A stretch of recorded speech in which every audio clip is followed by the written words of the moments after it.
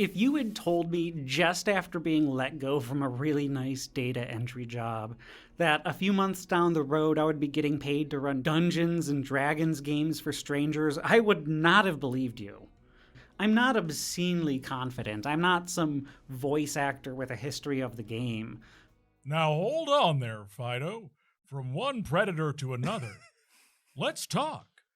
Look at your diminished form. You were a wolf once. And now your muzzle has shortened and you can barely breathe. But because my life has been a series of, well, I guess this is happening now, I am now a professional dungeon master. It has been a year since my first game, and I have been invited to conventions, workshops, to perform on stage.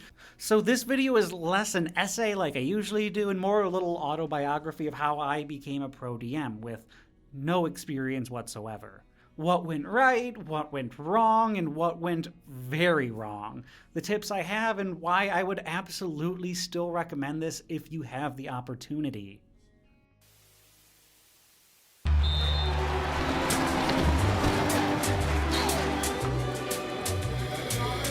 Everyone could use more heroic fantasy adventure in their lives.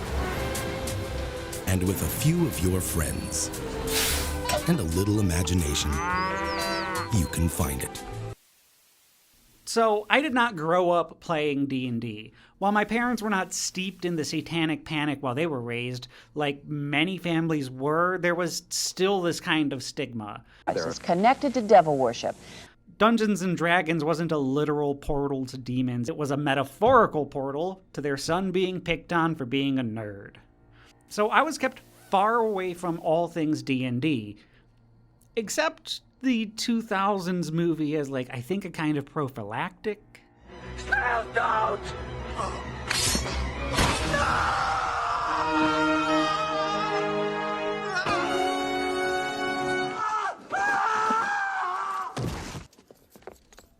For a long time, my exposure to D&D was a really bad live-action movie and a few one-off episodes of Dexter's Lab and Hey Arnold. When I turned 16 and finally did find a clan of my own, I learned they played Star Wars RPG. So no, I don't have zero tabletop experience, but honestly, I might as well have. Because I was such a problem player.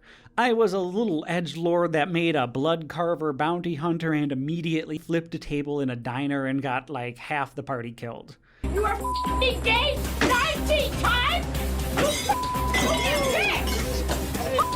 I had no idea what I was doing, and the only prompt I was given, "Whatever you want, Casey," was way too vague for me to not take advantage of that freedom. Needless to say, I was not invited back for another game, and that absolutely was the right call on their part. Almost a decade later, I tried again with a group of partners and friends playing another game that I cannot recall the name of, and while it lasted a little longer, I still had the same problem. I was playing my own game in my own world. It wasn't until years later I discovered my first D&D podcast in Dungeons and Dragons and Dinners through the horror channel Dead Meat. Then shortly after dove right into Dimension 20 on Dropout. This is when I realized what I had been doing so wrong. That it wasn't a video game, it was storytelling, improv, a unique chaos of collaboration. What did Jeremy get? A nat 20. These shows helped me understand just how much I needed to be more flexible.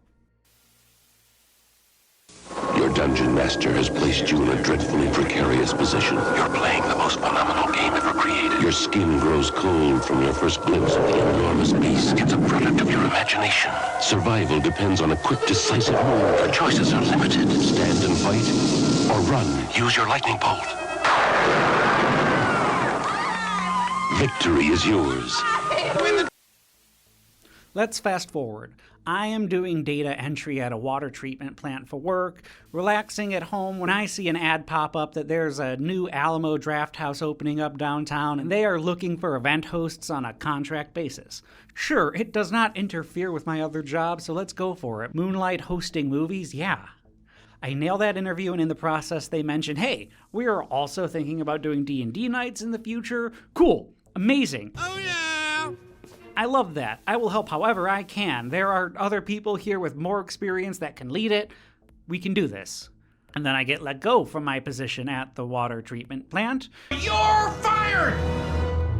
And that sucks hard. But thank the gods I have a spouse that supported me through that blow. It sucked really hard. Finding a full-time job was also really hard. You certainly have had a lot of jobs. I'm a bit of a spark plug and human resources lady. It's Pam. I'm sorry. But I did still have my movie parties and that promise of D&D. And all I had was that promise. Many months later. For a year. Other hosts come and go because, the job doesn't come with regular schedule or pay. The joys of performing. Until eventually they say, hey, we're finally doing it. The problem is, I am the only one still there who wants to run D&D. And I have never run D&D. I have a few conversations with the organizer, my new boss, that pretty much went, yeah, well, you are running it or nobody is. No training, no test game, just the deep end.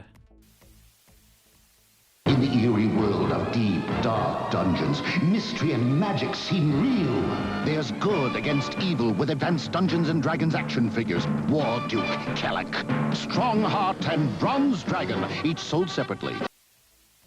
So let's talk about my first game ever. It was a full table, 6 players doing a Christmas-themed one-shot, where a misguided wizard turned a castle into gingerbread. My boss was able to find another DM to help me out, and he suggests that we split responsibilities for the game. He would run and handle the combat, I would just, focus on the social aspects. Okay, yeah, this sounds like a great compromise for me to learn the ropes, until the very first roll of the night. I want to tie a rope to my spear and throw it so hard it sticks into the wall on the opposite side of the room. Let's kick him in the shins and get out of here, okay? Okay, let's see where this goes, I think. And of course, they roll a natural 20. Barbarian! This is before I learned that a nat 20 does not mean instant success outside of combat, so now I am improvising physics, the structural integrity of gingerbread, all the OSHA violations. Eventually the game ends with the party polymorphing into the wizard and ordering a giant gingerbread man to walk off a cliff. It was cute, and some of those players still come around monthly. Although I never did see that other DM again. I hope that wasn't because of me. And don't get me wrong, I did all the prep I could beforehand. I picked up the core rulebooks and read through those all, but that does not prepare you for the actual game as much as you want. How about a cool training montage?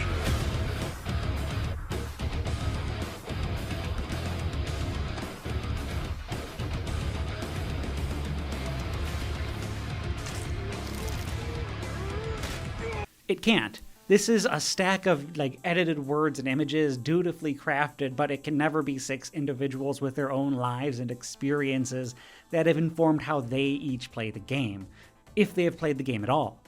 I desperately needed a crash course the books couldn't give me, and this is absolutely where YouTube came in.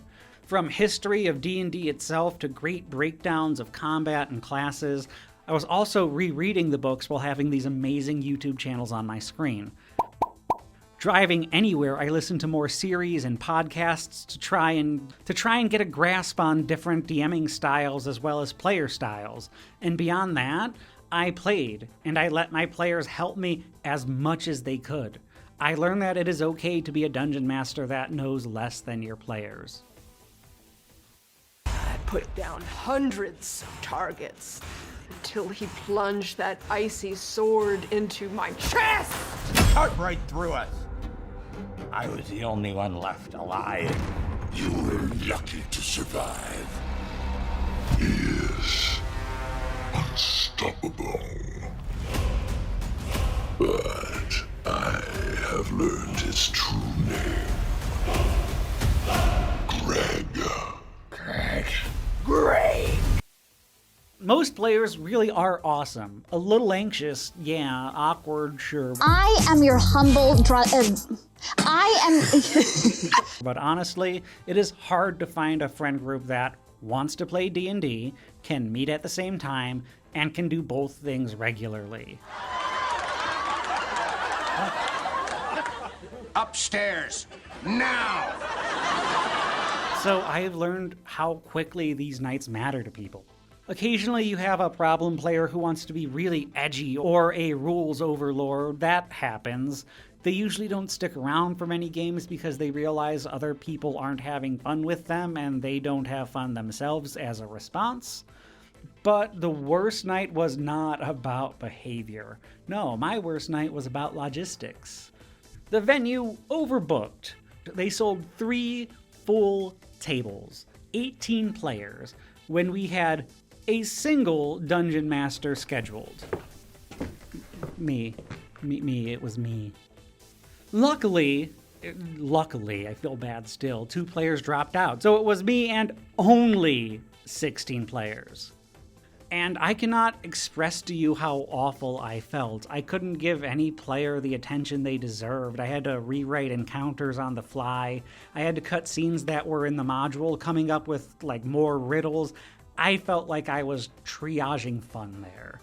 There were new players that I feel didn't get a good grasp on the game, and people who paid good money. The venue charges $35 a seat that did not get the experience they wanted. But we got through the game. Everyone got to play. Most people laughed. Nobody flipped a table.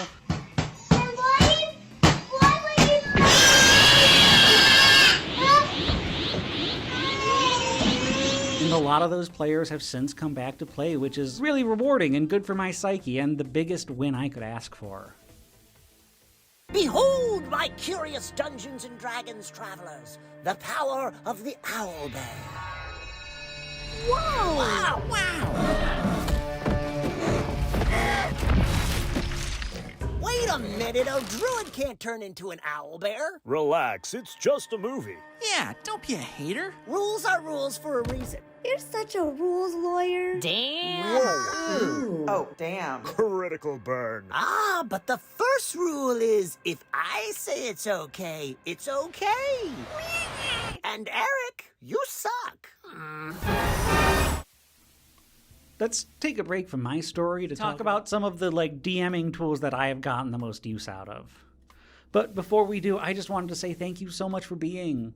This is a newer video style for me. I'd love to know if it's working. I'd also love to hear about your journey with Dungeons and Dragons. Normally I study the themes and meanings of franchises and stories that I know and love. And next month I'm trying my hand a bit at being a gamer while dissecting the themes of that original Metroid story. Oh, and the things I'm talking about are tips that are beyond get dice trays and dice towers. These are things that you might not immediately think as a DM. The item in my toolbox that gets used the most is easily the beginner dice set. It is just your standard dice set, except each die is its own color. This just makes it really easy for new players to become familiar with which die is which. The one that is 2 pyramids smashed together is not a great descriptor for either a D8 or D10. But I hear it constantly. And when I run games that people pay for, I make sure everyone at the very least gets a set of dice to go home with. If not, props. God, I love props. I ordered something like 100 little acrylic bottles to represent potions. Giving that to a player alone is enough to get a big reaction that absolutely feeds me as a dungeon master. I would not expect everyone to do this, but I even send players home with a little charm or a bead to remember every game by. Make your own cheat sheets too, for you and your players. The roles you find yourself asking for the most, as well as the little things you keep forgetting. Just putting this down to paper yourself is going to help you remember things exponentially, but also you will know exactly where to look for it when you need to use the cheat sheet. The final thing I want to talk about goes for everyone, players and DMs alike, and that is fidgets. I have started collecting fidget toys for my players. I find newer players especially like something to fidget with that is not their phones. They can range from 3D printed clickers to 6 Legos. You are looking for the perfect half distraction, something that we can do with our hands or keep our minds busy that isn't so distracting and isn't going to make anybody feel bad. Because I feel bad if I ever look at my phone. I assume you do too. Challenge your imagination to come alive and to battle with the creatures of Dungeons and Dragons. Grapple against the forces of evil as a Marvel Comics superhero. hunt adventure and glory as Indiana Jones. The all-new role-playing games of TSR and Dungeons & Dragons. Unleash the power of your imagination. So it has been just over a full year now. There are games I didn't like how I ran and games I really enjoyed running. It has been nothing but engaging. At conventions, sometimes venues pay me directly, and that means I get to make games free for players. If not, the entry fee is whatever a person is comfortable and able to pay, even if it is nothing, and everyone still always goes home with dice and props regardless. For work events and parties I get invited to, I am comfortable charging no more than like $25 a player, because it does take a ton of time to prep and perform, and if your work will pay for it, damn it, it will. But more than anything, I have gotten to be part of so many different games, one-shots, weekly campaigns, in which I understand like how to not suck as a player now. If it is not for some big event or some corporate organization, I will gladly be a part to help or DM, no questions asked. There should never be a price cap on a game of imagination. And I am no rules encyclopedia. I don't think I'm ever going to be the comedic powerhouse that is Brennan Lee Mulligan, or the voice actor that Matt Mercer is. Now hold on there, Fido. But I can be adaptable, I can be invested. And that turns out that matters way more than I could have expected. So can you become a professional dungeon master in a year with next to no experience? Yeah, absolutely. And you don't have to be perfect, but because you care, because you are willing to fail publicly and with enthusiasm, because you are the one that shows up. So yeah, if you want to be a DM, professionally or not, you gotta start by doing it. Run games. Be kind to your players. If someone wants to throw a spear with a rope tied to it into a wall, maybe just let it stick this time. Greetings, adventurers. Greetings. As you all can see here, we have a new traveler in our ranks. This is my cousin Tyrell, and he will be controlling the player character. His name is Kanye. He's a giant, yo. Oh, okay, fine. Well, travelers, you are joined on your adventure today by a giant named Kanye. Kanye the giant orders Alizé. Says the barkeep. I know not of this foreign beverage of which you speak. Perhaps you would enjoy an Elden Ale. No, we both want the Alizé. Alizé does not exist in this world. Kanye the giant slaps that bitch. Oh! And let me be clear, I am so very privileged to be able to do what I do, from having a spouse that makes enough that can support both of us while I am doing this full-time with school. On top of that, I now stumbled into a position where I have 2 DMs that report directly to me at this venue, both of which have way more experience with the game than I do. Every game is an anxiety attack of faking this authority in a situation where I don't feel like I have any. To use that authority as a DM and manager as kindly and generously as possible to make sure people leave with a fun experience. I don't really know how to end this video, so you know what people ask for at the end of YouTube videos. Do with that what you will. So yeah, thank you so much for being here at the end of the video and just in general. Bye-bye. Upcoming episodes on Metroid, the Pixar lunch movies, Zack Snyder's DC Universe, the East Blue Saga, One Piece, The Legend of Korra, Book 1.